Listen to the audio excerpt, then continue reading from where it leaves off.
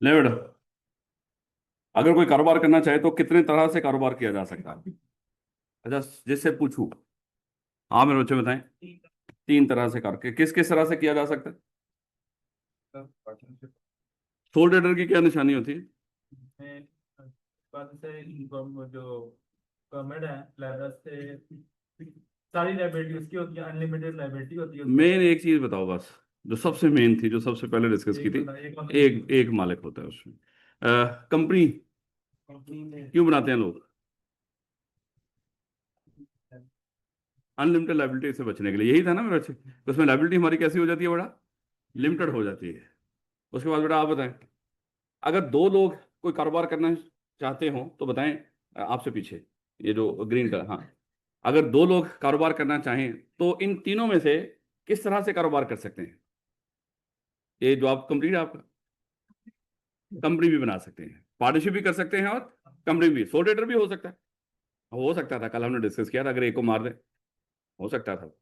बेटा आप बताएं, अगर एक बंदा हो और वो कारोबार करना चाहता हो तो इन तीनों में से किस तरह कर सकता है? हाँ हाँ बस कंप्लीट जो आप कहते हैं, ये आई कैप इसके लिए 6 महीने देता है। ये जो आप रुक के दूसरी बात बताते हो ना, तो आई कैप बड़ा टाइम देता है इसके लिए। मैं तो फौरन पूछ लेता हूँ ना।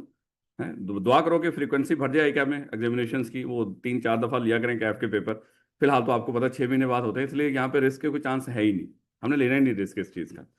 नहीं बेटा, कल हमने एक कॉन्सेप्ट डिस्कस किया था बेटा कि जो डॉक्ट्राइन ऑफ कॉर्पोरेट पर्सनैलिटी क्या होता है, तो थोड़ा सा मेरे बच्चे बताइएगा।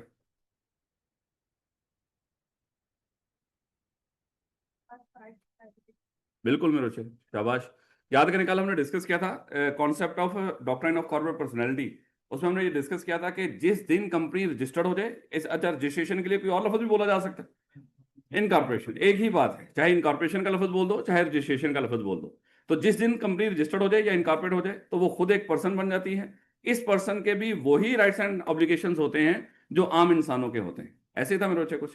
बेटा कल हमने डिस्कस किया था कि अगर पर्सन का लफ्ज बोला जाए, अगर कहीं पर लफ्ज पर्सन बोला जाए तो पर्सन से मुराद क्या होगा? निशैया मेरी अखा में टीर है। चल ले बेटा, ठीक होगा। यानी कि जब भी पर्सन की बात हो तो इसका मतलब क्या होगा? दोनों तरह के पर्सन, उसमें नेचुरल पर्सन भी होगा और आर्टिफिशियल पर्सन भी होगा। बेटा आप बताएं, अगर सिर्फ नेचुरल पर्सन को डिनोट करना हो तो कैसे करेंगे? बस इंडिविजुअल, या वही लफ्ज जो सर अभी आपने बोला, यानी कि नेचुरल पर्सन कह देंगे या उसको इंडिविजुअल कहते हैं। अगर कहीं पे सिर्फ आर्टिफिशियल पर्सन को डिनोट करना हो तो जितने कल नाम बोले थे ना राणा, अब सारे बोल, इज्जत का मामला है रानू। अगर सिर्फ आर्टिफिशियल पर्सन को डिनोट करना हो तो कितनी तरह से डिनोट कर सकते हैं? कौन कौन से लफ्ज बोले जा सकते हैं? नहीं पर्सन है निशैया, बोला है। यानी मैं सवाल गलत बोल रहा हूँ? कहता सर वो भी तो पर्सन के अंदर ही आता है ना, पर्सन भी बीच में रख दिया उसने। पर्सन में तो क्या नेचुरल नहीं कवर होता? और मैंने क्या सवाल पूछा, बोला सिर्फ आर्टिफिशियल पर्सन को डिनोट करना है तो पर्सन तो बीच में लफ्ज ना ना बोलो। हाँ कोई पीछे लफ्ज लगा के फिर पर्सन बोल दो, इट्स ओके। चलो बोलो। बंदाबान। दूसरों के जवाब तो बड़े दे रहा उस वक्त का। चले, लै कदीर आप बताओ बेटा, अगर खाली पर्सन को डिनोट करना हो तो कैसे करेंगे?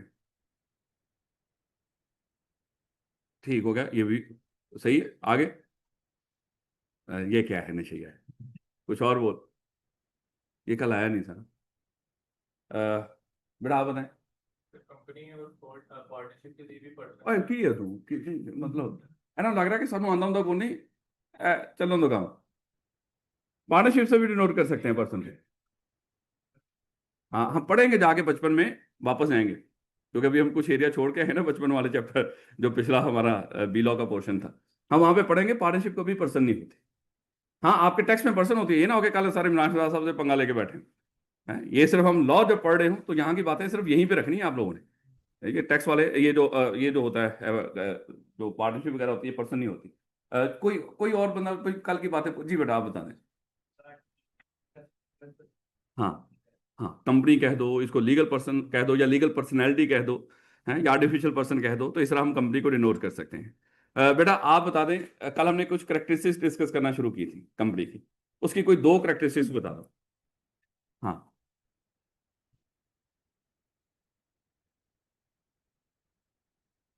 पढ़ी थी ना करेक्टरिस्टिक्स।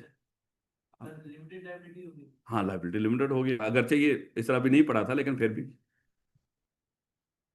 Legal obligation. हाँ, तो देख देख के बताना, तो मैं फिर खुद ही शुरू हो जाता हूँ। बंदे बनो ना मेरे बच्चे। चले ले बेटा, आज जरा क्योंकि बेइज्जती करने का मूड था ही नहीं, तो इसलिए मेरे बच्चे बच गए। लेकिन मैंने एक चीज़ आपको बता दी थी कि 1.5 घंटा मेरे लिए बहुत ज़्यादा है। मैं जो पढ़ा सकता हूँ, मेरी जो कैपेसिटी है ना, वो आधा पौना घंटा पढ़ाने की है। तो यानी कि जिसमें लॉ है ना मेरे बच्चे, अगर इससे ज़्यादा पढ़ा दिया तो वो औकात से बाहर चला जाएगा। तो इसका मतलब बाकी सारा जो कुछ होगा वो तैयारी ही होगी, जो पढ़ा होगा। इसलिए मेरे बच्चों को कोशिश करनी है आप लोगों ने, हर रोज का हर रोज पढ़ के आना है। कोशिश किया करेंगे इसमें कोई 2-4 मिनट की ब्रेक भी किया करेंगे। 1.5 घंटे की क्लास है, कोई 2-4 मिनट बीच में ब्रेक करके पूरे यानी कि 50-55 मिनट के बाद तो फिर आधे घंटे की बाकी क्लास हम शुरू किया करेंगे, ताकि जरा थोड़ा सा महसूस भी हो कि भैया हम सही से पढ़ रहे हैं। क्योंकि ये बहुत ज्यादा हो जाता है ना मेरे बच्चे, इधर याद ही करनी है सारी, इसमें और तो कुछ है नहीं। ले बेटा, अगर आपको याद हो, कल हमने पढ़ना शुरू किया था कि अगर हम कारोबार करना चाहें तो 3 तरीके से कारोबार कर सकते हैं। सोल ट्रेडर के तौर पे भी कर सकते हैं। सोल ट्रेडर की निशानी क्या थी कि सिर्फ उसमें एक बंदा मालिक होता है। हो सकता है उसमें बड़े सारे एम्प्लॉय रखे हों, लेकिन मालिक सिर्फ एक होगा। सोल ट्रेडर का नुकसान क्या होता है कि इसमें लायबिलिटी अनलिमिटेड होती है। यानी कि अगर कारोबार नुकसान में चला जाए, उस कारोबार की लायबिलिटी पूरी करने के लिए सबसे पहले तो हम कारोबार के सामान समून बेच के उसकी लायबिलिटी उतारने की कोशिश करते हैं। लेकिन अगर लायबिलिटी पूरी ना हो सके तो फिर हम अपना घर बार बेच के अपनी लायबिलिटी पे ऑफ कर रहे होते हैं, तब जाके जान छूटेगी। फिर हमने डिस्कस किया था कि चले एक और तरीका कार भी है कारोबार करने का, कि आप पार्टनरशिप बना के कर लो। पार्टनरशिप की निशानी क्या थी कि उसमें कम से कम 2 लोग होंगे, कम से कम मालिक, यानी कि एम्प्लॉय के तौर पे उसमें कम से कम 2 मालिक होंगे। और अगर किसी वजह से भी मालिकों की तादाद कम होती होती एक पे चली जाए, वो कभी पार्टनरशिप नहीं होगी। अगरचे वो पहले पार्टनरशिप हो, लेकिन जैसे ही मालिकों की तादाद एक पे वापस आई, वो पार्टनरशिप नहीं रहेगी। क्योंकि पार्टनरशिप की बेसिक डेफिनेशन है ही क्या, उसमें कम से कम 2 लोग होने चाहिए, ज्यादा से ज्यादा भी डिस्कस करेंगे।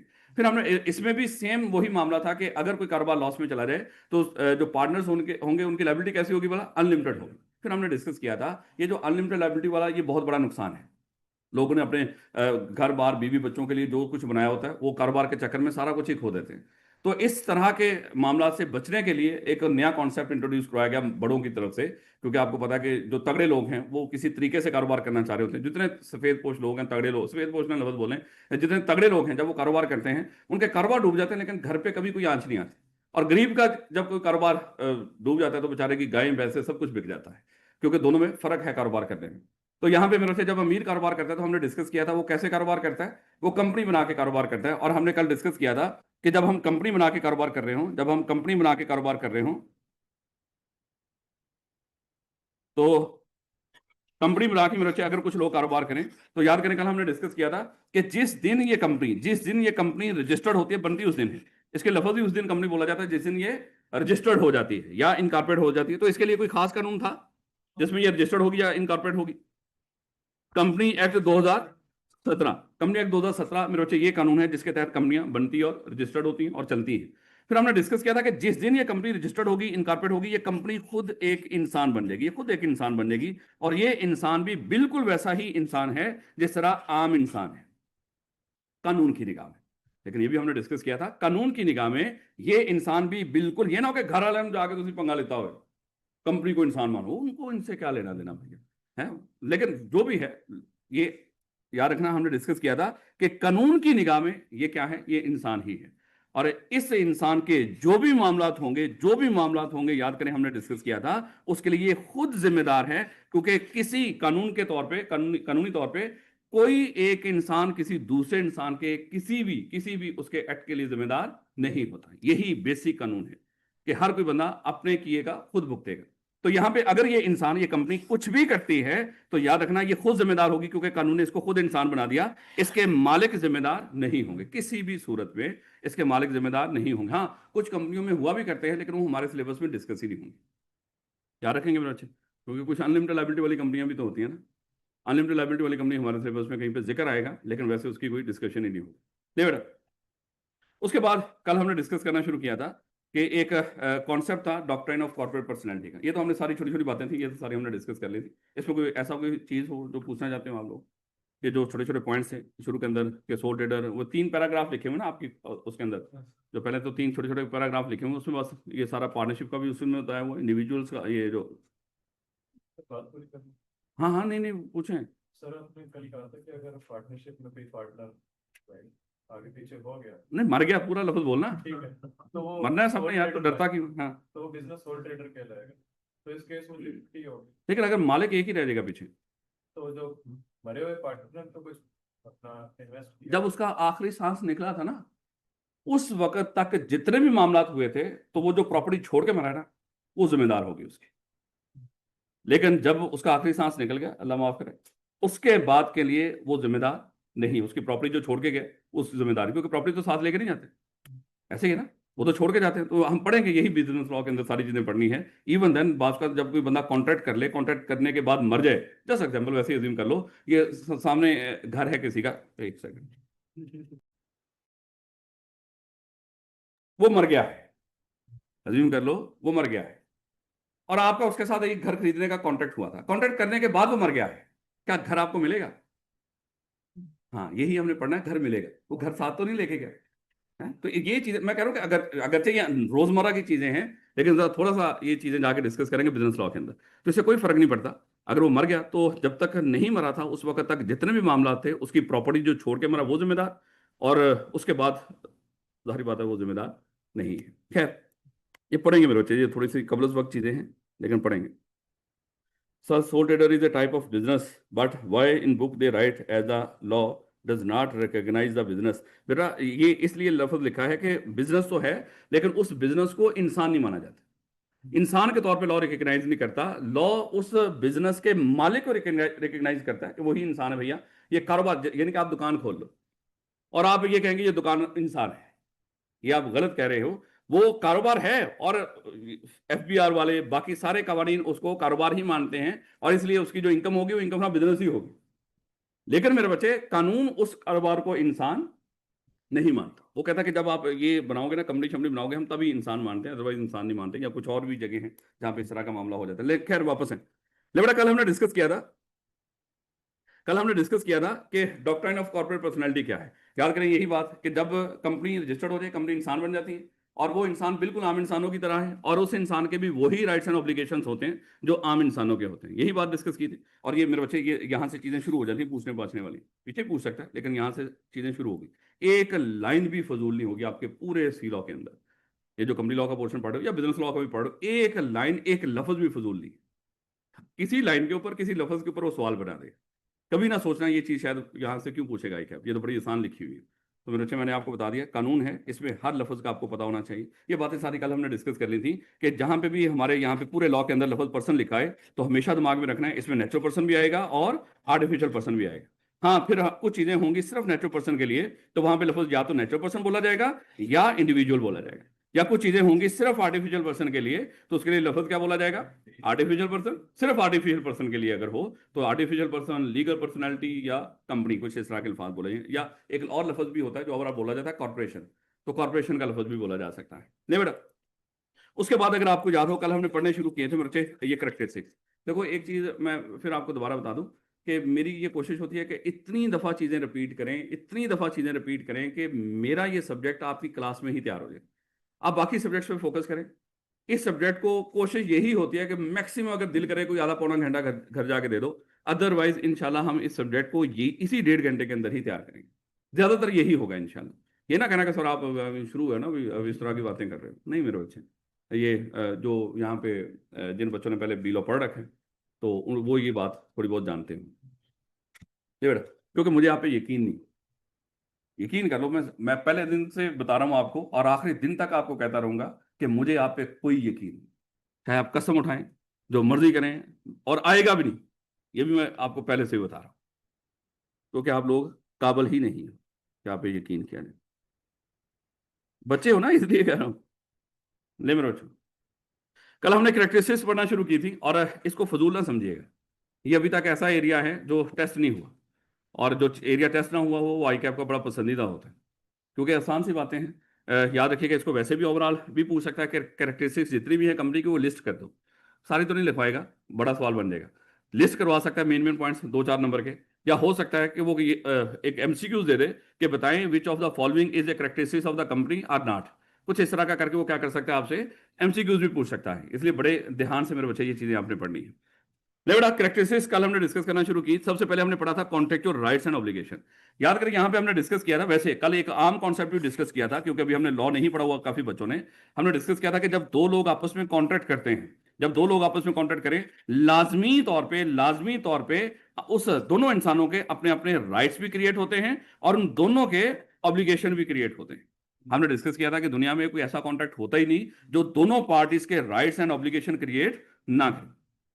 इसलिए लफ्ज इतना ही काफी था कि कंपनी कॉन्ट्रैक्ट कर सकती है, क्योंकि जब कंपनी कॉन्ट्रैक्ट करेगी तो साथ क्या अराइज होंगे, राइट्स भी अराइज होंगे और ऑब्लिगेशन भी। इसलिए इसने लफ्ज पूरा लिख दिया आपकी आसानी के लिए कि कंपनी के कॉन्ट्रेक्चुअल राइट्स एंड ऑब्लिगेशन, यानी कि सादा अल्फाज में वो ये भी कहना चाह रहा है कि कंपनी उन्हीं मामलात के लिए जिम्मेदार होगी जो कॉन्ट्रैक्ट के जरिए हुए, जो कंपनी ने खुद कॉन्ट्रैक्ट किए हों, उसके मालिकों ने नहीं, बल्कि जो कंपनी खुद कॉन्ट्रैक्ट करेगी, क्योंकि वो एक इंसान है, उस कॉन्ट्रैक्ट के तहत बनने वाले राइट्स और उसके तहत अराइज होने वाली ऑब्लिगेशंस, उसके लिए कंपनी जिम्मेदार।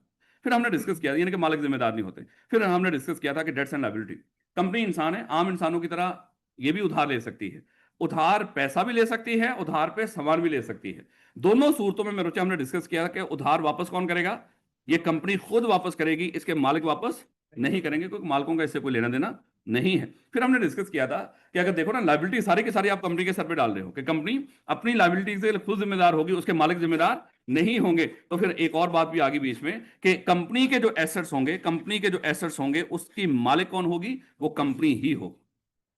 देखो आगे जाके डिस्कस करेंगे जब हम बल्कि अब वो चैप्टर उन्होंने खत्म भी कर दिया बीच में से, वाइंडिंग अप कि कंपनी जब हम खत्म किया करेंगे ना, जब कंपनी खत्म किया करेंगे तो उसमें बड़े सारे एसेट्स पड़े होते हैं।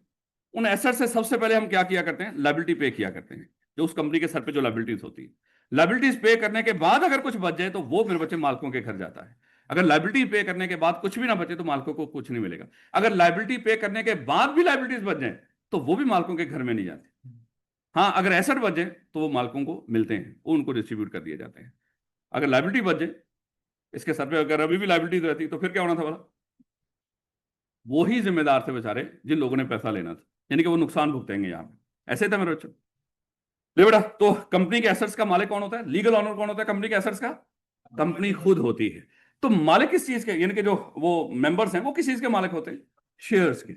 वो शेयर्स के मालिक होते हैं, लेकिन कंपनी एसेट्स की खुद मालिक होती है। और ये छोटे छोटे अल्फाज से मेरे बच्चे मैंने रिक्वेस्ट की थी, बड़े गौर से हर लाइन पढ़नी है आप लोगों ने। उसके बाद और याद रखना इंशाल्लाह, आप में से कोई मैरिज सर्टिफिकेट लो, आपको उसी दिन 1 लाख रुपया मिलेगा।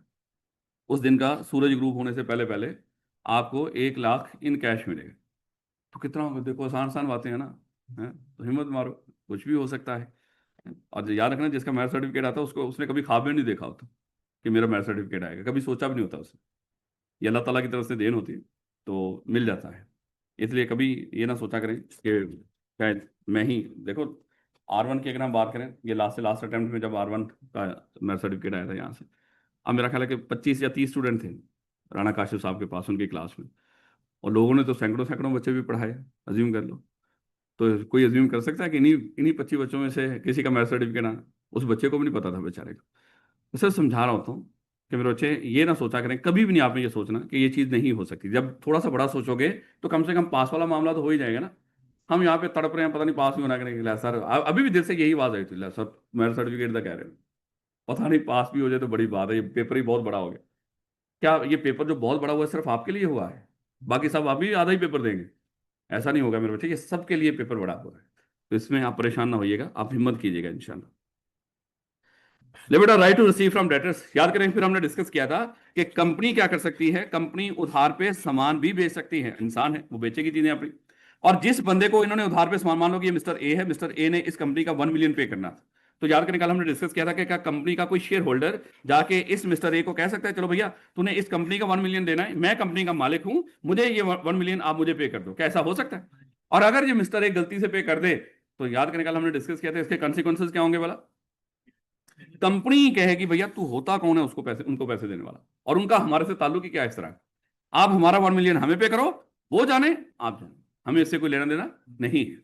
याद रखेंगे मेरे बच्चे। तो कंपनी ने अगर किसी डेटर से पैसा वसूल करना हो तो वो कंपनी खुद वसूल करेगी, उसके मालिक वसूल नहीं करेंगे। तो यहां तक कल मेरे बच्चे हमने डिस्कस किया। ले बेटा, मैनेजमेंट बाय डायरेक्टर बड़ा अहम कॉन्सेप्ट है छोटा सा। कंपनी बनाने वालों ने कंपनी बना दी, कंपनी बनाने वालों ने कंपनी बना दी, और जिस दिन कंपनी बन गई तो कंपनी खुद एक इंसान बन गई। ये तो हमें यहाँ तक तो पता है। लेकिन मेरे बच्चे, ये जो इंसान है, ये कौन सा इंसान है? ये आर्टिफिशियल पर्सन है। ये तो हमने अपने हाथों से बनाया है। खुद सोचें कि हम खुद तो अपने आप को किसी हद तक मैनेज कर सकते हैं, नेचुरल पर्सन है, अल्लाह ताला ने समझ बूझ दे रखी है, अकल दे रखी है। लेकिन मेरे बच्चे, ये जो आर्टिफिशियल पर्सन है, ये खुद ब खुद अपने आप को मैनेज नहीं कर सकता।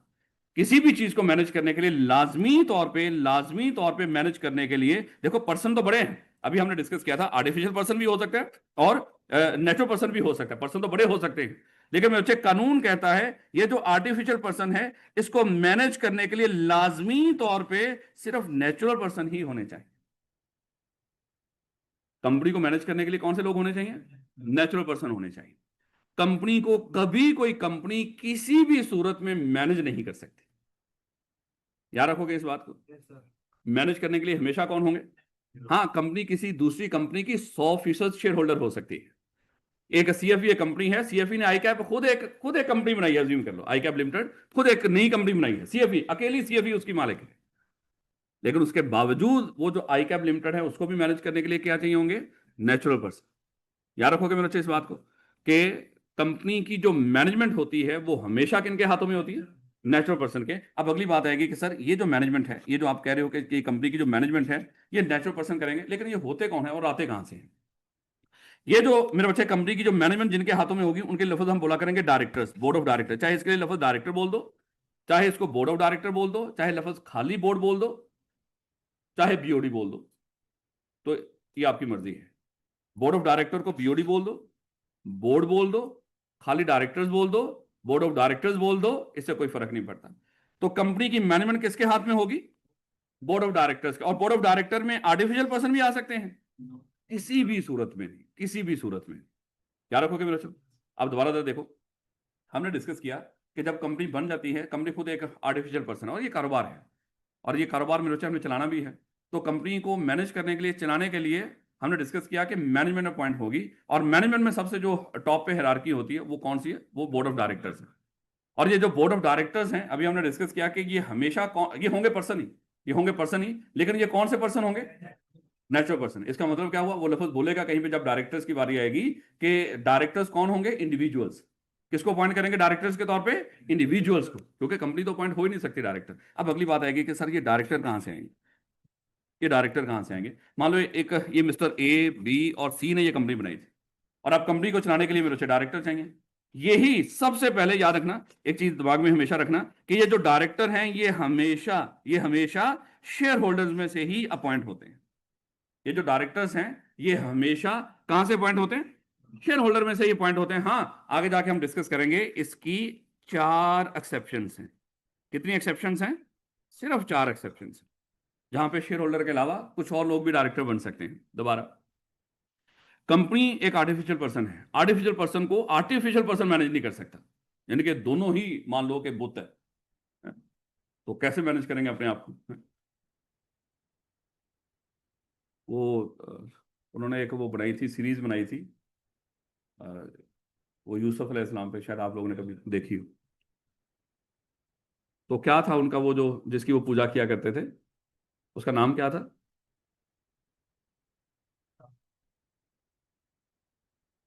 आमून। आमून, हाँ आमून। तो आमून का उन्होंने देखो, वो याद है, वो एक पुतला बनाया हुआ था, और वो पुतला बातें करता था, ऐसे ही है ना? वो पुतला बातें करता था, लेकिन वो जब वो बाहर ले आते थे, सब लोगों को कहते थे भाई झुक जाओ, कोई आंखें ऊपर ना करे। और पीछे एक वही जो उनका मेन सरबराह था, वो पीछे जाके फिर वो सारी मुखातब हुआ करता था, और लोग समझते थे कि ये अमून हुतब जो है ये हमसे मुखातब है, यानी कि वो तो बुत है ना बेचारा, वो कैसे कर सकता है? जो वो ड्रामेबाजी कर रहे थे उसके पीछे क्या था? कोई ना कोई नेचुरल पर्सन था। तो मैं सिर्फ वैसे ही समझाना चाह रहा हूँ, ये जो बुत है बेचारे, ये जो आर्टिफिशियल पर्सन है, ये अपने आप को मैनेज नहीं कर सकते। इनको मैनेज करने के लिए हमेशा कौन से चाहिए होंगे? और आजकल आपको पता है कि थोड़ी सी टेक्नोलॉजी आ गई, और इसमें अब माशाल्लाह इनके अंदर आप काफ़ी चिपे चिपे लगा के इस तरह की चीज़ें करके, तो नारियल फेंके तो वो नारियल वापस भी भेजते हैं। तो इस तरह की चीज़ें भी होना शुरू हो गई, यानी कि जिद्दत आ गई है, टेक्नोलॉजी का भी बीच में प्रयोग हो गया है। लिमिट। तो कंपनी एक आर्टिफिशियल पर्सन है, आर्टिफिशियल पर्सन अपने आप को मैनेज नहीं कर सकता। मैनेज करने के लिए हमेशा कौन लोग चाहिए होंगे? Natural person. और ये जो नेचुरल पर्सन यहाँ पे जो मैनेज करेंगे इनका नाम क्या होगा? Board of director. और ये बोर्ड ऑफ डायरेक्टर कहां से अपॉइंट होंगे? अब से आपने लफ्ज बोला करना है, ये बोर्ड ऑफ डायरेक्टर जब भी मैं पूछूं ना कहां से अपॉइंट होंगे, लफ्ज क्या बोला करना है? हमेशा शेयर होल्डर में से। खाली शेयर होल्डर में से लफ्ज बोलना, हमेशा शेयर होल्डर में से। ये बोर्ड ऑफ डायरेक्टर कहां से अपॉइंट होंगे? हमेशा शेयर होल्डर में से। जी बेटा। ऐसे ही बनाएंगे तब, या फिर अगर कंपनी कुछ सालों से चल रही हो उसमें भी ऐसे ही होगा? ये हम पढ़ेंगे इंशाल्लाह, ये चैप्टर नंबर 3 में डायरेक्टर पढ़ेंगे। तो बस अभी इतनी बात बताऊंगा, कंपनी को डायरेक्टर्स के बगैर एक लम्हा भी नहीं छोड़ा जाता। यानी कि अज्यूम कर लो, चलो इसने सवाल कर लिया बच्चे ने, तो मैं बता दूं, अगर आज हम सारे डॉक्यूमेंट जाके जमा करवा देते हैं ना एससीसीपी को, सर ये हमारी कंपनी, चलो रजिस्ट्रार को, सर ये हमारी कंपनी रजिस्टर्ड कर दो, ये जो हमने डॉक्यूमेंट्स दिए होंगे ना, इसी में आपका नाम एज ए डायरेक्टर पहले ही दे दिया हो। और जिस दिन ये कंपनी बन जाएगी, इंसान बन जाएगी, और उसी दिन आप जिनका नाम दिया होगा इस कागजों के अंदर कि ये डायरेक्टर होगा, उस दिन वो उसी लम्हे वो डायरेक्टर बन जाएगा। तो ये डायरेक्टर पहले दिन से अपॉइंट होते हैं, फिर आगे देखेंगे किस तरह ये रिटायर होते हैं, किस तरह उनकी जगह पे नए आते हैं, और जब तक नए ना आ जाए पुराने काम करते रहते हैं। ये सारी बातें जाके आगे डिस्कस करेंगे। ले बेटा, तो जो डायरेक्टर्स हैं वो कहां से अपॉइंट होते हैं? हमेशा शेयर होल्डर में से। लेकिन क्या इसकी कोई एक्सेप्शन भी होंगी? हाँ, कितनी एक्सेप्शन होंगी? 4 एक्सेप्शन होंगी, यानी कि 4 तरह के ऐसे लोग होंगे जो शेयर होल्डर नहीं होंगे लेकिन डायरेक्टर होंगे। इसके अलावा 5वीं तरह के नहीं है, याद रखें। याद रखेंगे बच्चे यहां तक की बात? ले बेटा, अब अगली बात। जी जी। सर कुछ कंपनीज की जो पेरेंट कंपनीज, हाँ, इस केस में फिर किस तरह निकालेगा पीओडी? जब किसी कंपनी की पेरेंट कंपनी हो तो उसमें बीओडी कैसे वो करते हैं? अपॉइंट किया जाए पढ़ेंगे इसको। कंपनी के। इलेक्शन होता है इसका। जो पेरेंट कंपनी है, इसका मतलब उसके पास मोर देन 50% शेयर्स हैं। ऐसे ही ना, 51% है या 52%, वो होल्डिंग कंपनी है उसकी। अब जिसके पास जितने शेयर्स होंगे उस लिहाज से मुझे इलेक्शन होता है। इलेक्शन में वो वोट कास्ट करते हैं, और जितनी की उनकी औकात हो उतने को लोगों को मुंतखब करवा लेते हैं वो डायरेक्टर के तौर पर। यानी कि 8 डायरेक्टर हैं, और एक कंपनी के पास मान लो कि 60% शेयर होल्डिंग है एक कंपनी के पास, तो शायद 8 में से 5 डायरेक्टर उसकी तरफ से आ जाएंगे। तो इस तरह का सिस्टम होगा, पढ़ेंगे इसको आगे जाके। ले बेटा, वापस आइएगा। अज्यूम कर लो ये मिस्टर ए, इसके पास थे 1 मिलियन शेयर्स। मिस्टर बी, इसके पास थे 3 लाख शेयर्स। और ये जो मिस्टर सी है, इसके पास है 50,000 शेयर्स। और एक मिस्टर डी है, उसके पास सिर्फ 1 शेयर है। तो बेटा पढ़ेंगे आगे जाके, 2 तरह के लोग होंगे इस कंपनी के अंदर। आज के बाद हम पढ़ा करेंगे 2 तरह के लोग होंगे, एक कंपनी बनाने वाले और एक कंपनी चलाने वाले। और चलाने वालों को क्या बोला करेंगे? Board of directors. तो कंपनी बनाने वाले भी होंगे और कंपनी चलाने वाले भी। और कंपनी चलाने वाले जो बोर्ड ऑफ डायरेक्टर हैं, ये कहां से अपॉइंट होंगे? हमेशा शेयर होल्डर में से। जब ये शेयर होल्डर में से ही अपॉइंट होंगे, अब अगली बात होगी, आगे जाके डिस्कस करेंगे कि मेरे बच्चे, बनाने वालों की भी बड़ी सारी मीटिंग्स हुआ करेंगी, इनकी भी मीटिंग्स हुआ करेंगी, और इनकी भी मीटिंग्स हुआ करेंगी। बनाने वालों की भी और चलाने वालों की भी मीटिंग्स हुआ करेंगी। जब मीटिंग हुआ करेगी तो वहां पे जाहिर बात है वोटिंग होती है मीटिंग के अंदर, वोटिंग से फैसला हुआ करेगा। अब जब वोटिंग से फैसला हुआ करेगा तो यहाँ पे देखा करेंगे लोग वोट कैसे कास्ट करते हैं, किसके पास कितने वोट हुआ करेंगे। याद रखना, आगे जाके हम पढ़ेंगे कि जब ये जो मेंबर, ये यहाँ पे क्योंकि थोड़ी थोड़ी आहिस्ता आहिस्ता चीजें बननी है ना मेरे बच्चों, तो जब तक हम चैप्टर नंबर पहुंचे 8 के ऊपर जो मीटिंग्स के ऊपर है, तो उससे पहले शायद अब उसकी भी तरतीब शायद थोड़ी सी चेंज होगी क्योंकि बीच में से चैप्टर नंबर 5 और 6 मर्ज हुए। देखिए अब मीटिंग का चैप्टर कौन सा बोला, वही ना, पीछे आ गया होगा एक। हाँ, क्योंकि अब 2 चैप्टर आप उसमें मर्ज हो गए, तो इसलिए मेरा अच्छा अब ये चैप्टर नंबर 7 होगा मीटिंग्स का। तो जब हम चैप्टर 7 तक पहुंचेंगे, जब तक तो इंशाल्लाह कुछ ना कुछ तो थोड़ा बहुत तो हमें पता होना चाहिए ना। और ये बताएगा भी, अभी चैप्टर नंबर 1 के अंदर ही बताएगा, जनरल मीटिंग को यहीं पे डिफाइन करेंगे। खैर वापस आइएगा, कंपनी बनाने वालों की भी बड़ी सारी मीटिंग्स हुआ करेंगी। कंपनी के जो मालिक होंगे उनकी मीटिंग्स का नाम हुआ करेगा जनरल मीटिंग। कंपनी के मालिक जो शेयर होल्डर है उनकी मीटिंग्स का नाम क्या होता है? General meeting. अक्सर आप सुनते हैं ना एजीएम शेजीएम। कल मोहसन नकवी की वो तस्वीर आ रही थी, 30 सितंबर को, कल ही था ना, कल जो एशियन क्रिकेट काउंसिल है उसका सालाना इजलास हुआ है, एनुअल जनरल मीटिंग हुई है, एनुअल जनरल मीटिंग उसका नाम था। तो उसके मेंबर्स की मीटिंग हुई है, मालिकों की, जिसको कहते हैं। तो ये जो जनरल मीटिंग्स होती हैं मेरे बच्चे, ये पढ़ेंगे आगे, ये 3 तरह की होती हैं, उसमें एजीएम भी होती है। फिलहाल बाकी अभी डिस्कस करने की जरूरत नहीं। दोबारा से, कंपनी के जो मालिक हैं उनकी मीटिंग्स होती हैं, उन मीटिंग्स का नाम क्या हुआ करेगा? General meeting. General meeting. आगे इन मीटिंग्स की भी टाइप होंगी, वो बाद में देखेंगे। फिलहाल कंपनी के मालिकों की मीटिंग्स को क्या बोला करेंगे? General meeting. अच्छा, जब कंपनी के मालिकों की मीटिंग हुआ करेगी ना किसी फैसले के लिए मीटिंग होनी होती है ना मेरे बच्चे। जैसे कल बैठ के उन्होंने फैसला किया कि ट्रॉफी इंडिया को देनी है कि नहीं, देखिए हम माशाल्लाह हार के भी ट्रॉफी हमारे पास ही है, तो आपको दुखी होने की जरूरत ही कोई नहीं है।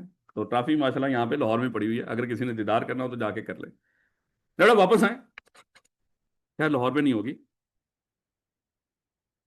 एशियन काउंसिल का जो भी हेड ऑफिस होगा वहां पे पड़ी होगी। बेटा वापस आए, तो जब जनरल मीटिंग होगी इसमें मालिक बैठे हों, तो मेरे बच्चे ये जो मीटिंग्स होती है ना कोई फैसला करने के लिए होती है, और फैसले होते हैं वोटिंग से। फैसले कैसे होते हैं? वोटिंग से। जैसे हमारे मुल्क में 8 फरवरी को फैसला हुआ था वोटिंग से। तो फैसले मेरे बच्चे हमेशा मालिक करते हैं, जैसे हम पाकिस्तान के मालिक हैं, और हमने भी अपने वोटों से फैसला किया। तो मेरे बच्चे उसी तरह के फैसले यहां पर भी होते होंगे, ऐसा नहीं होता मेरे बच्चे, क्योंकि ये उन बेशर्मों की कंपनियां मोस्टली जो इस मुल्क को चला रहे हैं, इसलिए यहां पे वो ईमानदारी के साथ अपने कारोबार चलाते हैं। मुल्क के साथ ईमानदारी करना उनकी जिम्मेदारी नहीं, लेकिन अपनी कंपनियां वो बड़ी ईमानदारी के साथ, और अपनी कंपनियों को चलाने के लिए इतने स्ट्रिक्ट किस्म के कवानीन बनाए हुए, आप हैरान हो जाएंगे।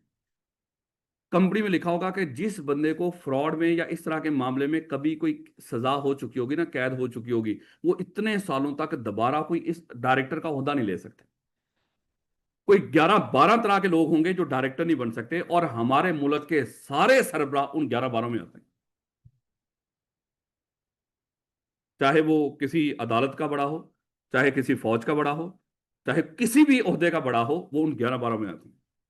तो मुल्क के साथ हमने ये हशर किया हुआ है, लेकिन अपने कारोबार इन्हीं लोगों के कारोबार हैं, उनको चलाने के लिए इतने जबरदस्त कवानीन हैं, आप पढ़ पढ़ के शर्मिंदा ही हैं। क्योंकि मेरे अच्छे आप लोगों ने भी वहां पे कौन सा कोई अपने कारोबार करना, इन्हीं के कारोबार संभालने जा है, इनकी जो मनी लॉन्ड्रिंग है वो सारा कुछ माशाल्लाह वो आपके इन नाजुक हाथों में होगा। तो इसलिए मेरे अच्छे खैर आहिस्ता आहिस्ता आप लोगों को तैयार किया जा रहा है, आप छोटे छोटे सागदार बनेंगे। ले बेटा दोबारा वापस आओ। कंपनी के जो मालिक होंगे उनकी मीटिंग्स होंगी, उनकी मीटिंग्स का नाम क्या होगा बोला? General meeting. और जनरल मीटिंग में जाहिर बात है मेरे बच्चे कुछ फैसले हुआ करेंगे, और वो फैसले कैसे हुआ करेंगे? वोटिंग से। अब अगली बात है कि किसके पास कितने वोट होंगे। जब कंपनी के शेयर होल्डर्स की मीटिंग होती है, जिसके पास जितने शेयर्स होते हैं उतने ही वोट होते हैं। एक शेयर बराबर होता है, एक शेयर बराबर होता है एक वोट के।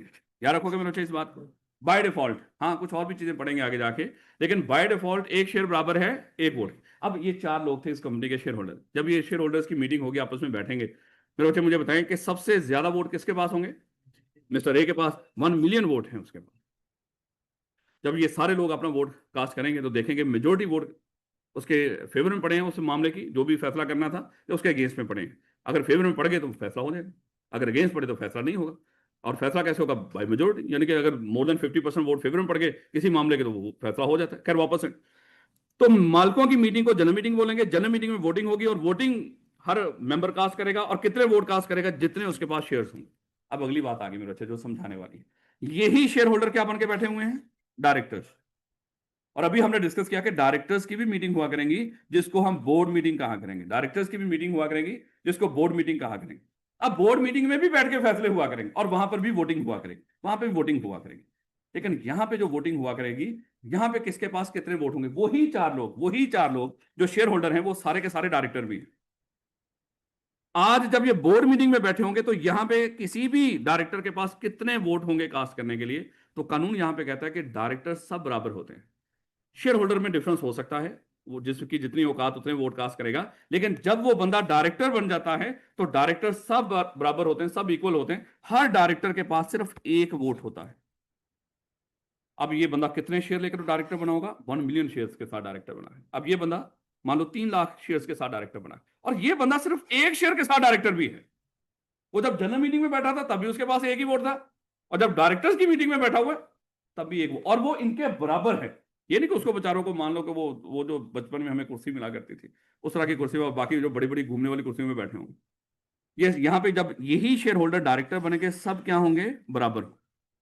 लेकिन यही डायरेक्टर जब as a member general meeting में बैठे होंगे तो जितनी शेयर होल्डिंग उस लिहाज से वोट कास्ट किया। अब अगली बात, सर ये जो आपने कंपनी की यहाँ पे हमें एग्जांपल समझा रहे हैं, इसमें 4 लोग शेयर होल्डर हैं, चारों के चारों डायरेक्टर हैं।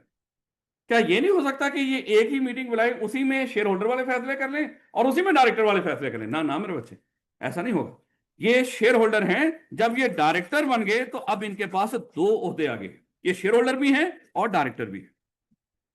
हो सकता है कल इनकी किसी गंदी हरकत की वजह से हम इनको डायरेक्टर के ओहदे से रिमूव कर दें। जब डायरेक्टर के ओहदे से रिमूव करेंगे, क्या वो शेयर होल्डर के ओहदे से भी रिमूव हो जाएंगे? ना ना, ये तो जो अजाफी जिम्मेदारी हमने उनको दी थी, जो डायरेक्टर बनाया था, वो जिम्मेदारी हमने उनसे वापस ले ली। जैसे शिवाज शरीफ साहब MNA, और अनफॉर्चुनेटली वो प्राइम मिनिस्टर भी हैं।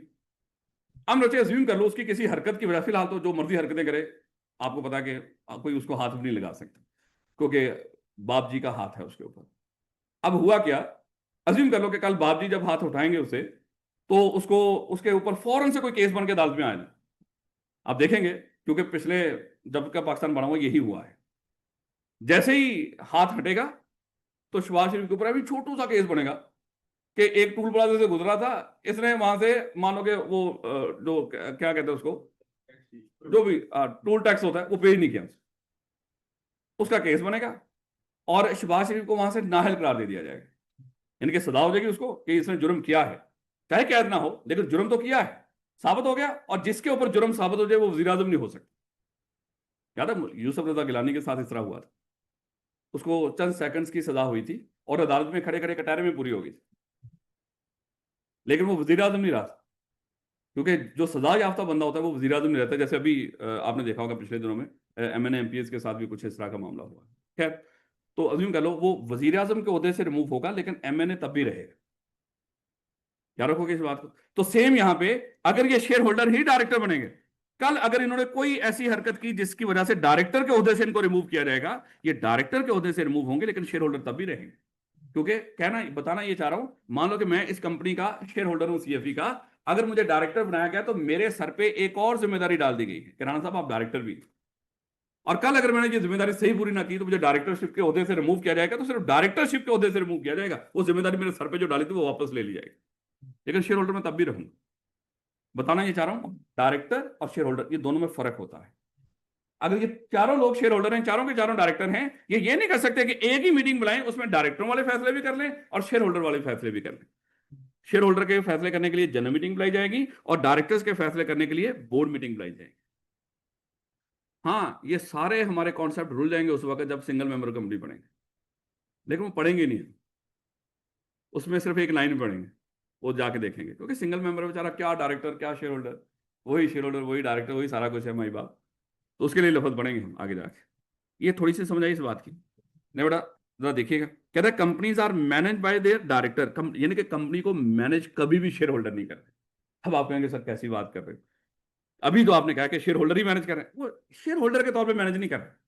अगर आज के लेक्चर के बाद आपके दिमाग में अभी भी ये हुआ कि कंपनी को मैनेज शेयर होल्डर करते हैं, सत्या ही नाश, होता खोज नहीं गया और समंदर भी क्रॉस कर गया।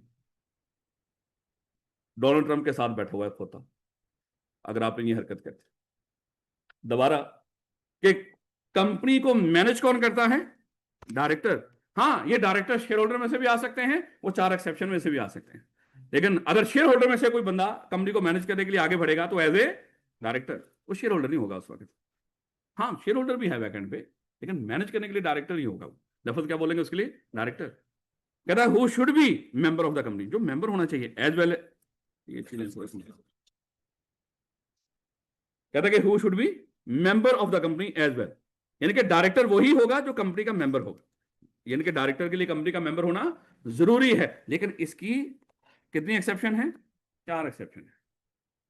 याद रखोगे इस बात कि कंपनी को मैनेज कौन करेगा, शेयर होल्डर तो नहीं ना बोलोगे, हाँ, डायरेक्टर मैनेज करेगा।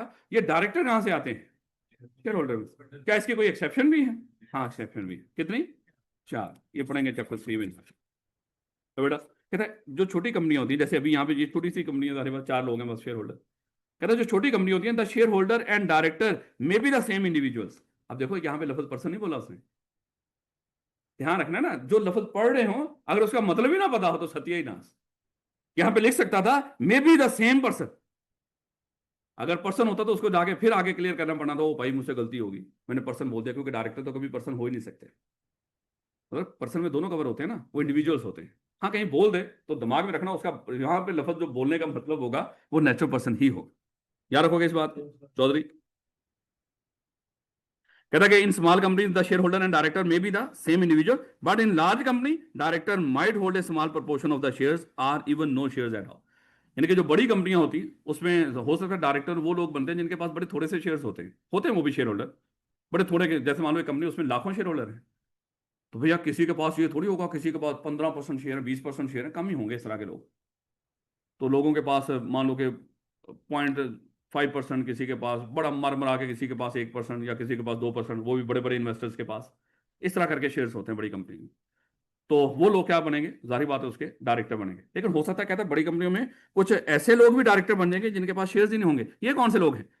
एक्सेप्शन वाले,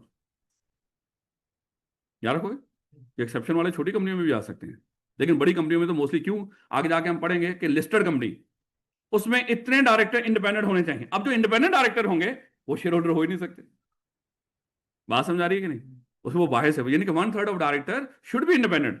ये हमारा कानून कहता है, कोड ऑफ कॉर्पोरेट गवर्नेंस। अगर वो कहता है 1/3 डायरेक्टर, मान लो कि अगर 9 डायरेक्टर, उसमें से 3 डायरेक्टर तो इंडिपेंडेंट होने चाहिए, वो शेयर होल्डर में से थोड़ी होंगे, फिर वो तो बाहर से कहीं से आएंगे। और ये रिक्वायरमेंट बड़ी कंपनियों के लिए होती है, तो खैर वैसे ही समझा रहा हूँ। तो इसलिए वो कहता है कि जो बड़ी कंपनियां होती हैं उसमें ऐसे लोग भी डायरेक्टर बन जाते हैं जिनके पास शेयर्स ही नहीं होते, क्योंकि रिक्वायरमेंट्स होती हैं उस तरह की। याद रखोगे इस बात को। क्या ये पैराग्राफ थोड़ा सा समझ आया आप? कंपनी कुछ कौन चलाएगा, कौन मैनेज करेंगे? डायरेक्टर्स। और ये कहां से अपॉइंट होंगे? बेशर्मी है ना, मैं कह रहा हूं, मेरी बातों का आपको लग रहा होगा सर भूल गए होंगे। मैं पिछले 6 सालों से यही विर्द कर रहा हूं। आपको कैसे लग रहा है कि मैं ये लफ्ज भूल जाऊंगा इस तरह की बात? नहीं, 6 साल तो थोड़े से कम हो गए, यानी कि 2018 से, 2018 में पढ़ाना शुरू किया था। वैसे इस तरह ये सब्जेक्ट्स इस तरह के। वैसे तो काफी अर्सा पहले सीसी को पहले पढ़ाता था, उनका F1 का पेपर, क्योंकि थ्योरी में इंटरेस्ट थी। फिर सीए में इनका वो पीआरसी में एक पेपर हुआ करता था, उस वक्त वो था एएफसी, ओके क्या था, एएफसी था उसमें, जो पहला लेवल था इसका पीआरसी से पहले। हाँ, तो उसमें एक सब्जेक्ट था। खैर वापस है, कोई बात। मैं कहना ये चाह रहा हूँ कि ऑफिशियली जो पढ़ाना शुरू किया था 18 में पढ़ाना शुरू किया था। ले बेटा, लाइबिलिटी टू पे टैक्स, कल रात आखिरी तारीख थी रिटर्न फाइल करने की। आप लोगों ने अपनी रिटर्न फाइल कर दी होंगी, हैं? हाँ।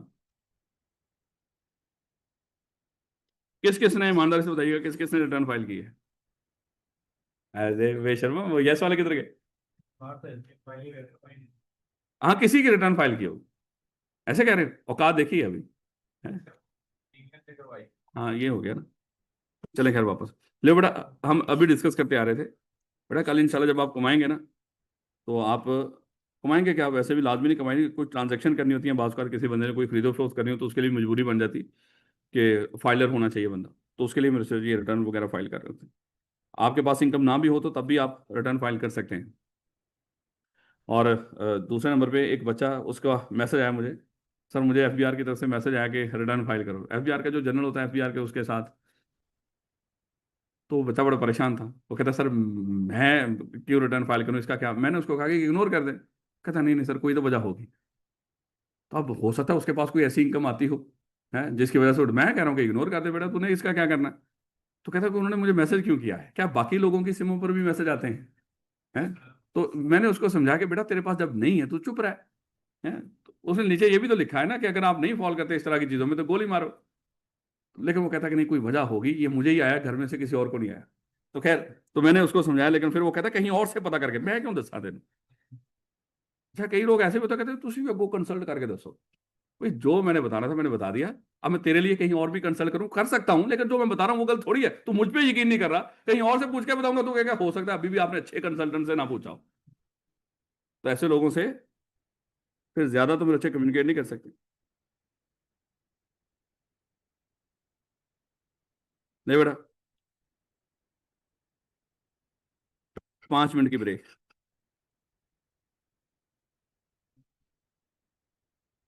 11:02 पे वापस करते हैं। पानी शानी पीना तो पी लो।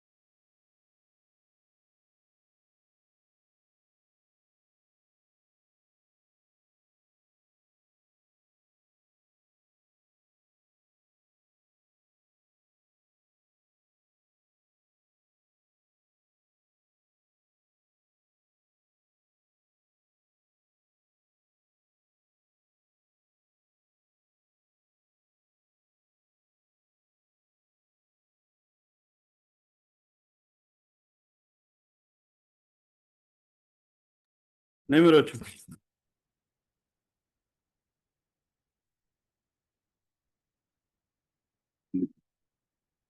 हम ये डिस्कस करते आ रहे हैं कि कंपनी जब इनकॉर्पोरेट होगी तो कंपनी खुद एक इंसान बन गई, और ये इंसान भी आम इंसानों की तरह, और ये इंसान भी मेरे बच्चे इनकम कमाता है, ये भी प्रॉफिट कमाता है। जब ये कोई प्रॉफिट कमाएगा, उस प्रॉफिट के ऊपर या कोई इनकम कमाएगा, उस इनकम के ऊपर मेरे बच्चे कंपनी खुद टैक्स पे करती है, उसके मालिक जिम्मेदार नहीं होते।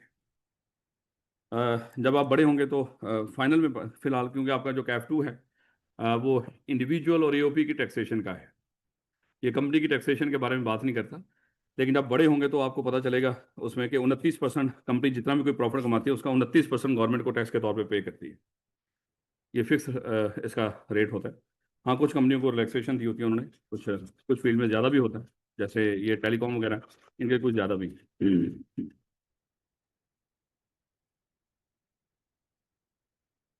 नहीं बेटा। तो कंपनी जो भी कमाएगी उसके ऊपर टैक्स कौन पे करेगा? शेयर होल्डर पे करेंगे या कंपनी खुद पे करेगी? कह रहा है company is personally liable to pay tax on its income, profit जो भी उसके होंगे उसके ऊपर पर्सनली पे करेगी, उसके मालिक जिम्मेदार नहीं होंगे। ये छोटी छोटी करेक्टरिस्टिक्स ओवरऑल बातें बता रहा हूँ ताकि आपके दिमाग में नहीं बड़ा लीगल ऑब्लिगेशन। हो सकता है कि आप कोई कानून तोड़ दें।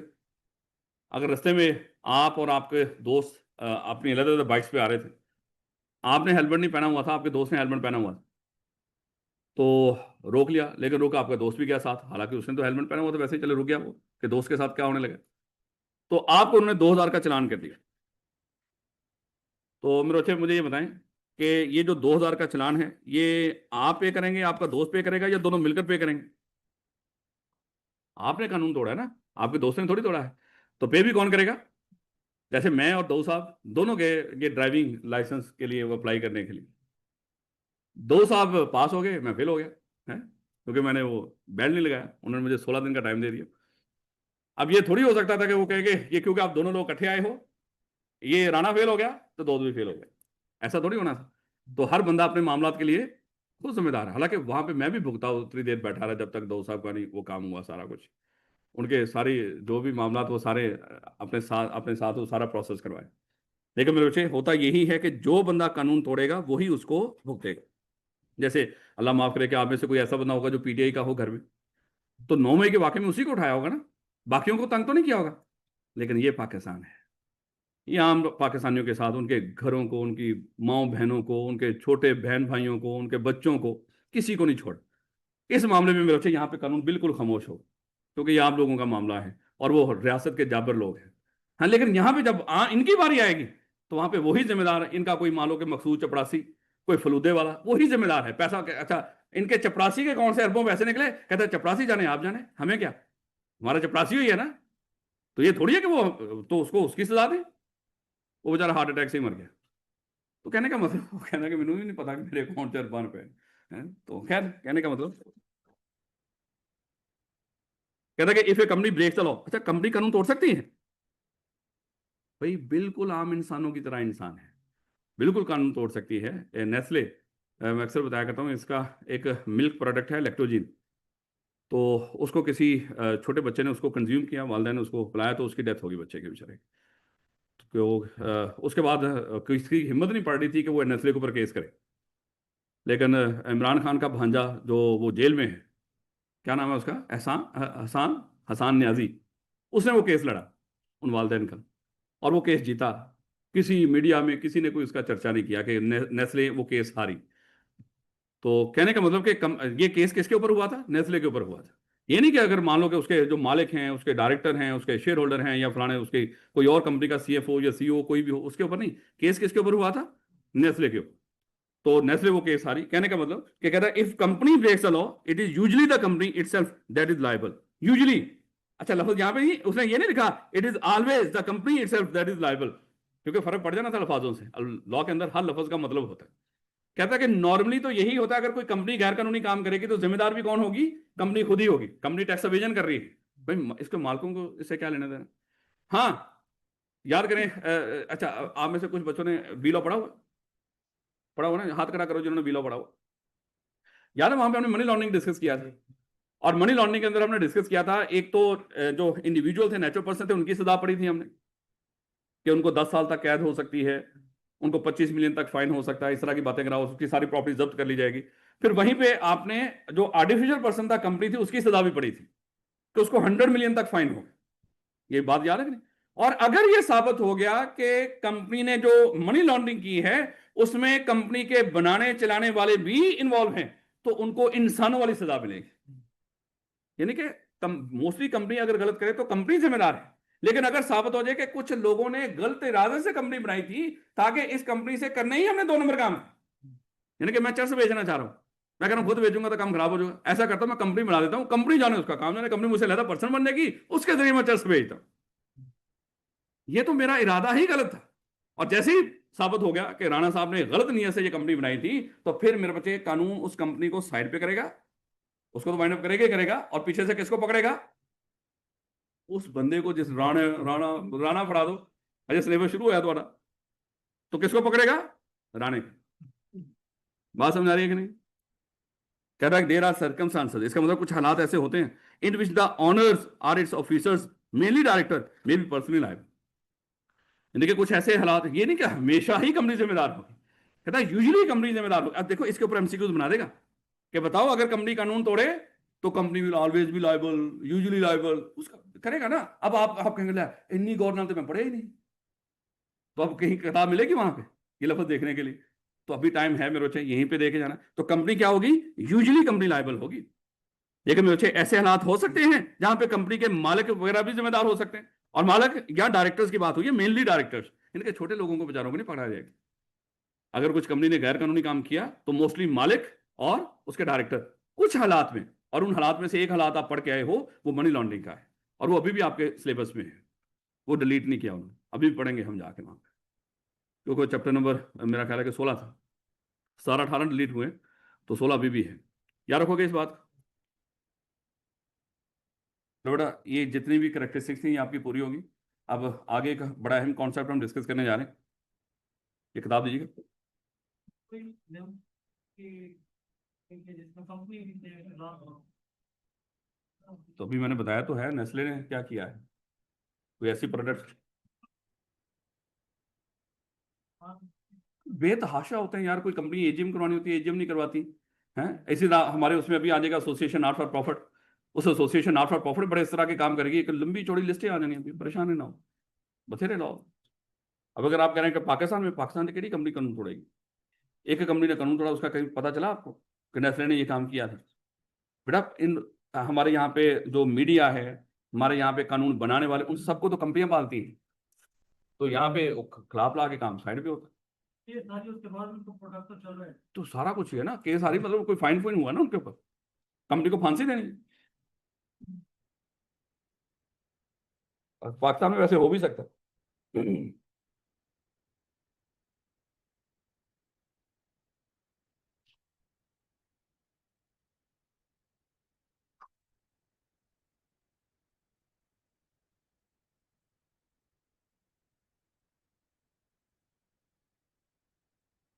नहीं बेटा, पेज नंबर 20,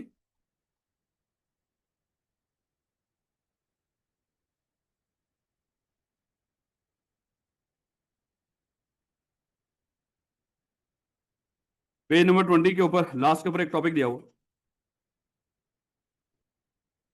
इसका नाम क्या है बोला?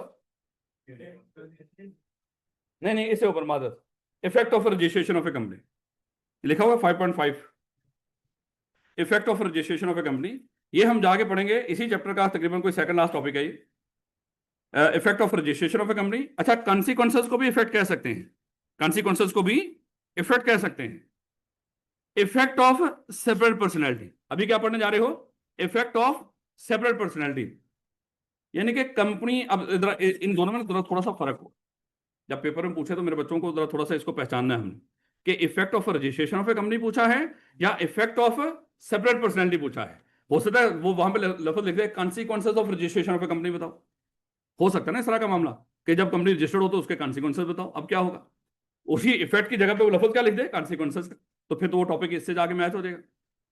या यहां पे वो लिख दे कि इफेक्ट ऑफ ये इफेक्ट ऑफ सेपरेट पर्सनैलिटी बताओ, तो फिर आपने कहना कि इफेक्ट तो वहां पे वो लिखा हुआ था उसका, ये तो कॉन्सिक्वेंसेस लिखा हुआ था। अच्छा बच्चे, हम पढ़ने क्या जा रहे हैं, अज्यूम कर लो हमने डिस्कस किया कि कंपनी जब रजिस्टर्ड हो जाती है तो कंपनी खुद एक इंसान बन जाती है, और ये इंसान अपने मालिकों से अलहदा है।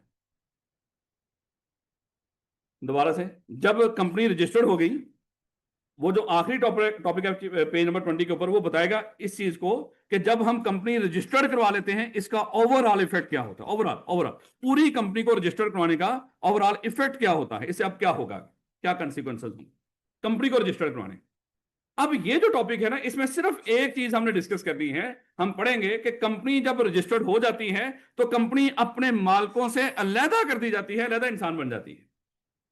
पूरी कंपनी बनने के नहीं कि उसका इफेक्ट बताओ, हम सिर्फ कंपनी को मालिकों से अलहदा क्यों किया है, इस टॉपिक के अंदर सिर्फ ये बात डिस्कस करने लगे। पूरी कंपनी बनने के इफेक्ट नहीं पढ़ने लगे कि कंपनी रजिस्टर करने के इफेक्ट बताओ।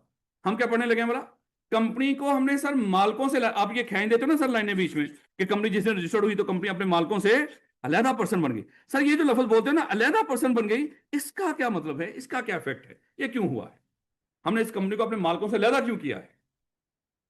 तो इन दोनों टॉपिक्स में आपने फर्क याद रखना है। Effect of registration of a company होगा दोनों चैप्टर नंबर 1 में ही है, तो आपके दिमाग में फौरन से आना चाहिए कि वो ओवरऑल इफेक्ट्स की बात करेगा। लेकिन जब वो ये लफ्ज बोलेगा ना, ये मेरे बच्चे डिसीजिव फैक्टर होगा वहां, सेपरेट पर्सनैलिटी के इफेक्ट ऑफ सेपरेट पर्सनैलिटी बताओ या कॉन्सिक्वेंसेज ऑफ सेपरेट पर्सनैलिटी बताओ कि हमने कंपनी को मालिकों से अलहदा क्यों किया है। वो तो वहां पे है कंपनी को बनाया क्यों है, वहां पे ओवरऑल है कि कंपनी को बनाया क्यों है। यहां पे क्या है, कंपनी को मालिकों से अलहदा क्यों किया है। ये याद रखोगे इस बात को।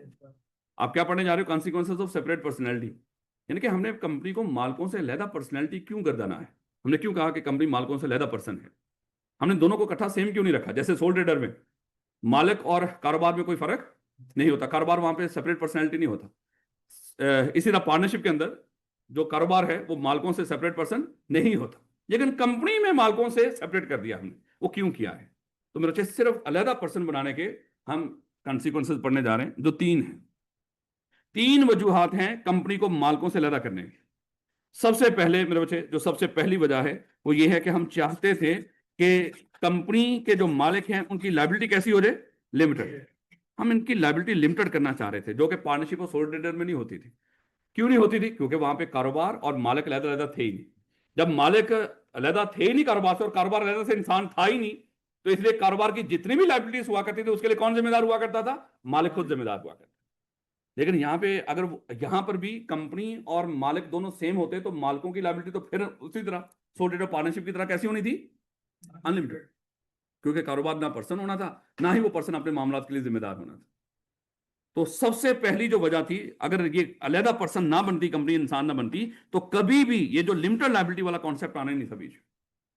ये लिमिटेड लायबिलिटी का कॉन्सेप्ट क्यों है, हमने कंपनी को मालिकों से अलहदा पर्सन बनाया। क्या रखोगे इस बात को।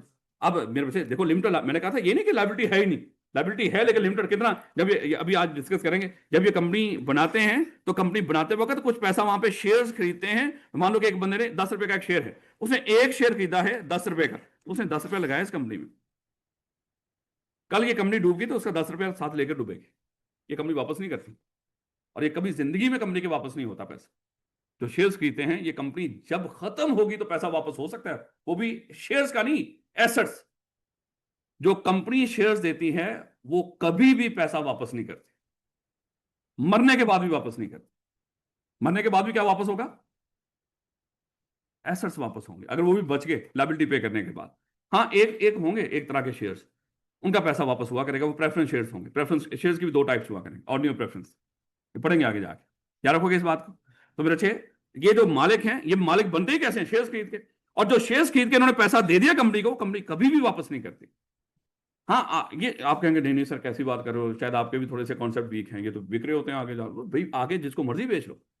ये तो ऐसे ही किसी हाउसिंग सोसाइटी में आप घर खरीद लो तो आप सोसाइटी कभी भी आपसे वापस नहीं खरीदेगी, आगे जिसको मर्जी बेचे। नॉर्मली तो ऐसे ही होता है ना, सोसाइटी पागल है दोबारा खरीदेगी।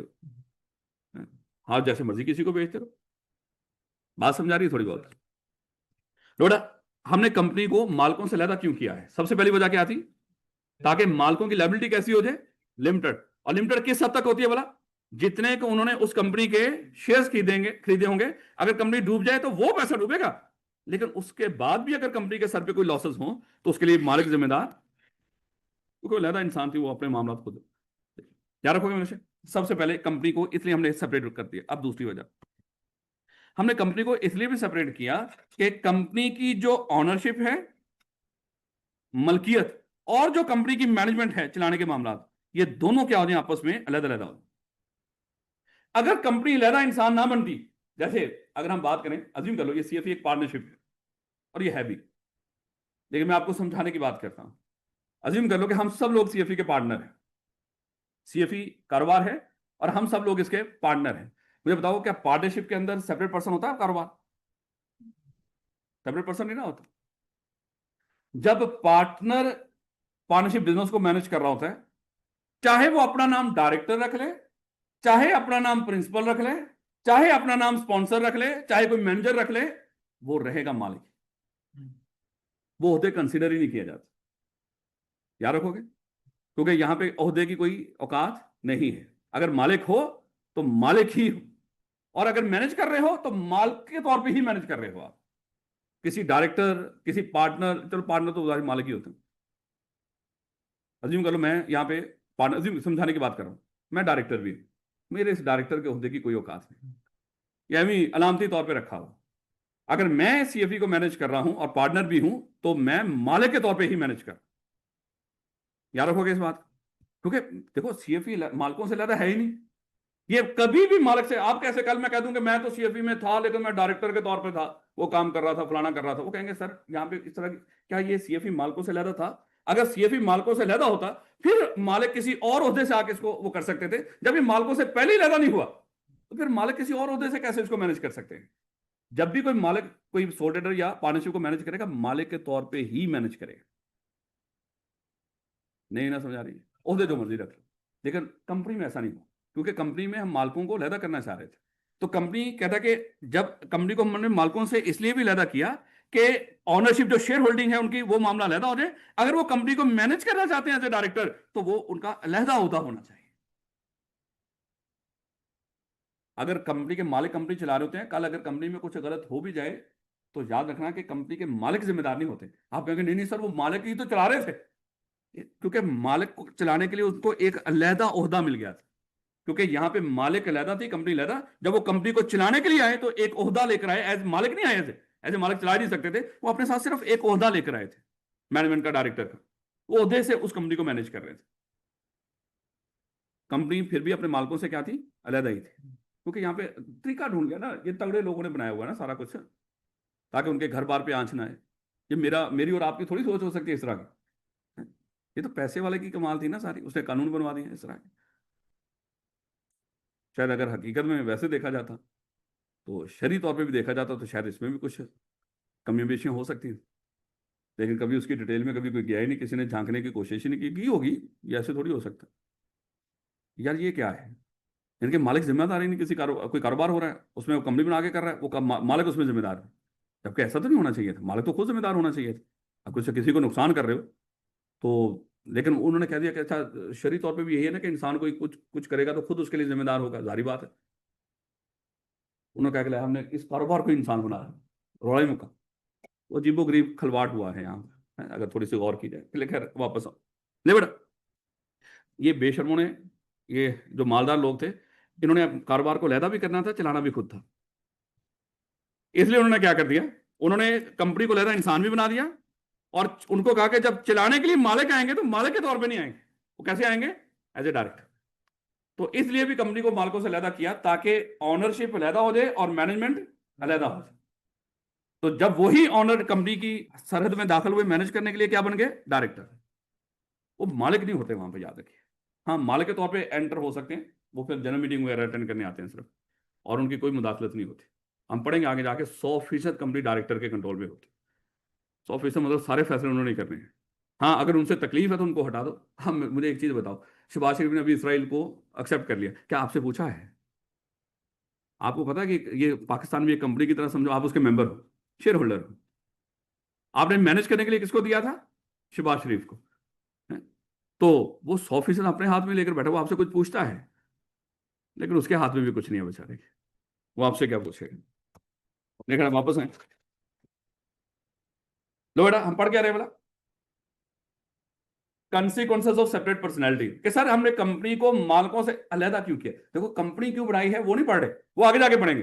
वो effect of registration of company, sir company बढ़ाई क्यों, इसका इफेक्ट क्या हुआ?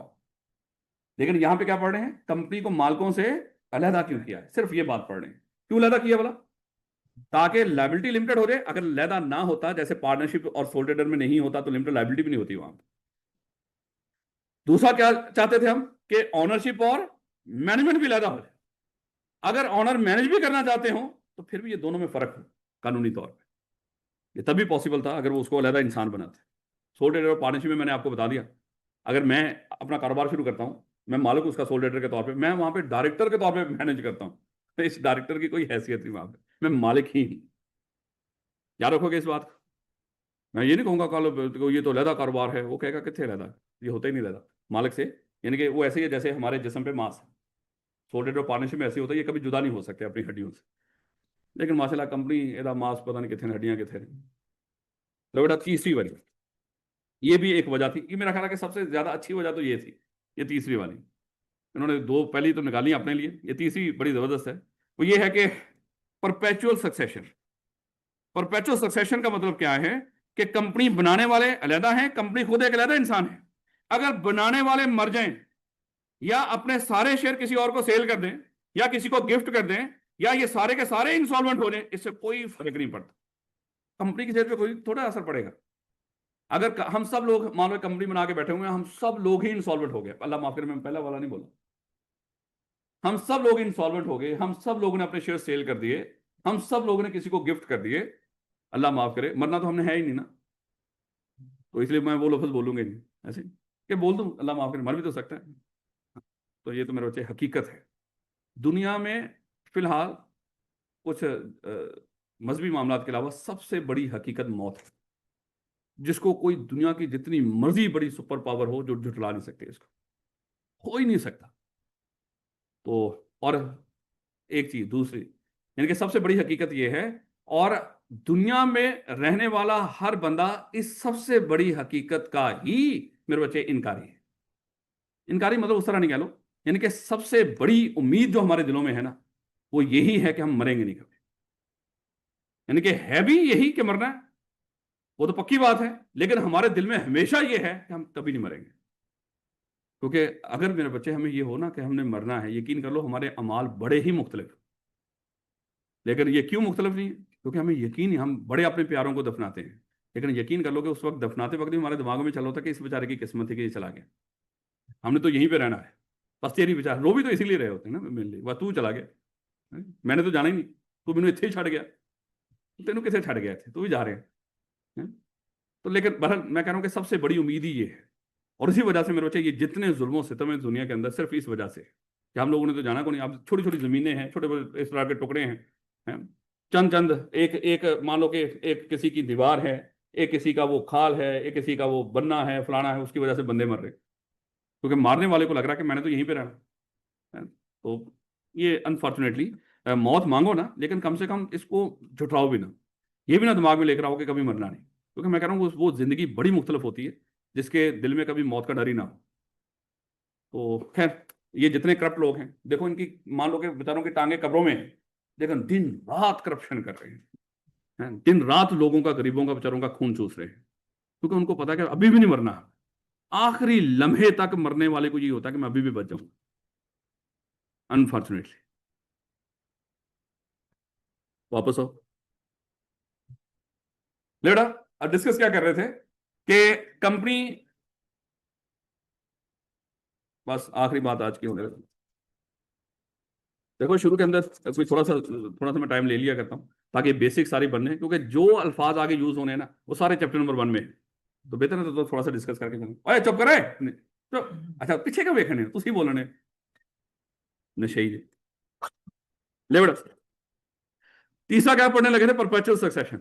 अच्छा परपेचुअल सक्सेशन का मतलब क्या है, जब कंपनी बनाने वालों ने कंपनी बना दी और कंपनी अलहदा इंसान बन गई, कल ये मर भी जाए तो भाई कंपनी की सेहत पे थोड़ी असर पड़ेगा, ये थोड़ी कहेगा कि मालिक मैं मर गया कंपनी मरे, कहेगा नहीं भैया तूने बोला नहीं था कि कंपनी अलहदा इंसान है, तो एक इंसान के मरने से दूसरा इंसान नहीं मरता, अनलेस के कुछ पागल हो।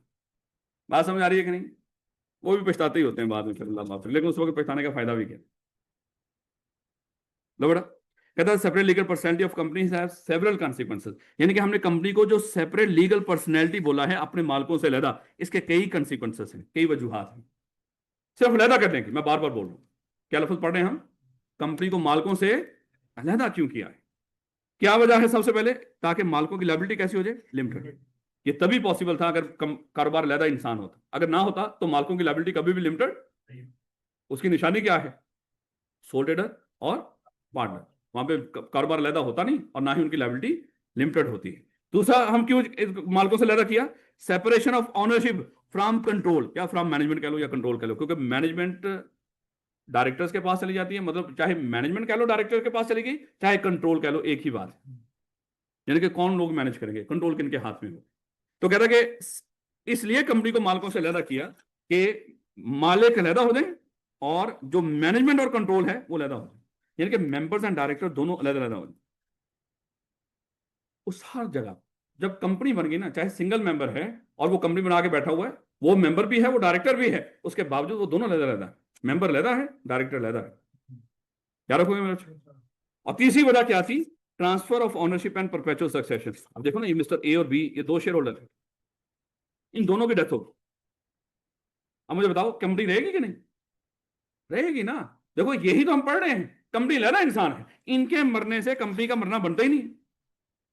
अब आप ये तो नहीं सोच रहे सर तो फिर यही नहीं रहे तो फिर आगे ये थोड़ी चला रहे थे कंपनी को वैसे। सर यही डायरेक्टर भी थे, उससे भी कोई फर्क नहीं पड़ेगा।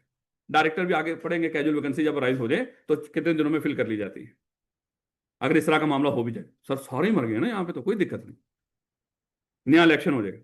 सर इलेक्शन किसका होगा? मेंबर भी वही थे, और भाई वो शेयर कब्र में थोड़ी ले गए हैं। ये जो मर गए इनकी ये क्या होंगे? वो जो शेयर जिनके पास है वो विरासत बन जाएगी, किसके पास जाएगी? इनके बच्चों के पास, तो वो शेयर होल्डर बन जाएंगे। सर वो भी अगर उसी बस में बैठे हुए थे, अल्लाह माफ करे, तो यार उनके भी कोई होंगे ही आगे बात, नहीं तो गवर्नमेंट तो होती ही। क्या रखोगे इस बात? दे बेटा, अगर ये दोनों अपने शेयर्स किसी को गिफ्ट कर दें, तो जिसको गिफ्ट, वो जो देखो जो गिफ्ट देता है उसको बोलते हैं, जिन्होंने बीलो पढ़ा हुआ है बताओ, और जिसको गिफ्ट दिया जाता है डोनी, याद है कि नहीं?